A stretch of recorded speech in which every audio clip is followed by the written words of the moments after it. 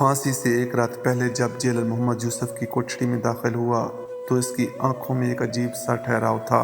Jail کے اجالے میں بھی وہ شخص سائے کی طرح لگ رہا تھا۔ جیلر نے پوچھا، کوئی آخری خواہش؟ محمد یوسف نے آہستہ سے سر اٹھایا۔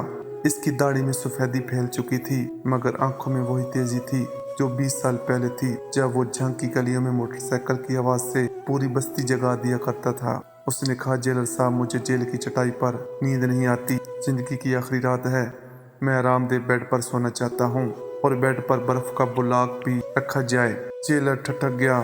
بیڈ تو مانگ لیا مگر برف؟ دسمبر کی رات، پنجاب کی کڑی سردی میں برف۔ اس نے سوچا شاید یوسف کا دماغ متاثر ہے مگر قانون کہتا ہے مجرم کی آخری خواہش پوری کی جائے۔ چند گھنٹوں میں جیل کی اس کوٹڑی میں شہر کے بہترین فرنیچر سٹور سے پلنگ منگوایا گیا۔ نیچے کشن، اوپر نرم گدیلا اور پلنگ کے سرانے برف کا بلاک رکھ دیا گیا، سفید ٹھنڈا جمی ہوئی چادر کی طرح۔ محمد یوسف پلنگ پر لیٹ گیا۔ اس نے برف کو چھوا، پھر مسکرایا، ایسی مسکراہٹ جیسے کوئی شخص طویل سفر کے بعد گھر واپس آ گیا ہو۔ رات گہری ہو چکی تھی۔ جیل کے باہر شور کم ہو گیا تھا، صرف ہوا کی سیٹی اور کہیں دور کتے کا بھونکنا۔ یوسف نے آنکھیں بند کی، ہاتھ برف پر رکھے تھے، انگلیاں جم رہی تھیں مگر وہ ہٹا نہیں رہا تھا۔ آدھی رات کا وقت تھا جب پوری دنیا نیند کی گود میں جا چکی تھی۔ محمد یوسف نے اچانک آنکھیں کھولی۔ اس کی سانسیں تیز ہو گئیں۔ وہ اٹھ کر بیٹھ گیا۔ اس کے چہرے پر خوف نہیں بلکہ ایک عجیب سی بے چینی تھی۔ اس نے آواز دی، جیلر صاحب، جیلر صاحب۔ جیلر دوڑتا ہوا آیا۔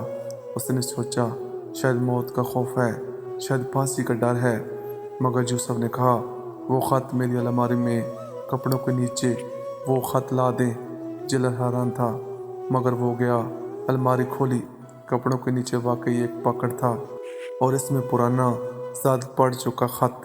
یوسف نے خط تھاما، ہاتھ کانپ رہے تھے مگر برف کو چھوتے ہی اس کے ہاتھ ٹھہر گئے۔ اس نے خط کھولا۔ ورق پر بنے حروف مدھم پڑ چکے تھے مگر یوسف کی آنکھوں نے انہیں پڑھ لیا۔ وہ خط 20 سال پرانا تھا اور اسے لکھا تھا اس کی ماں نے، ماں جسے اس نے خود اس گھر سے نکالا تھا، ماں جس کے چہرے پر اس نے آخری بار دروازہ بند ہوتے دیکھا تھا، ماں جس کی کفن کی خاطر اس نے 1 روپیہ نہ دیا تھا۔ یوسف کی آنکھیں نم تھیں۔ اس نے جیلر سے کہا، جیلر صاحب، آپ جانتے ہیں میں نے یہ قتل کیوں کیا تھا؟ جیلر خاموش تھا۔ مقدمے میں سب کچھ درج تھا۔ محمد یوسف نے اپنے کاروباری پارٹنر کو قتل کیا تھا، جائیداد کا جھگڑا، عدالت کو یہی ثبوت ملا۔ یوسف نے جرم بھی قبول کر لیا تھا۔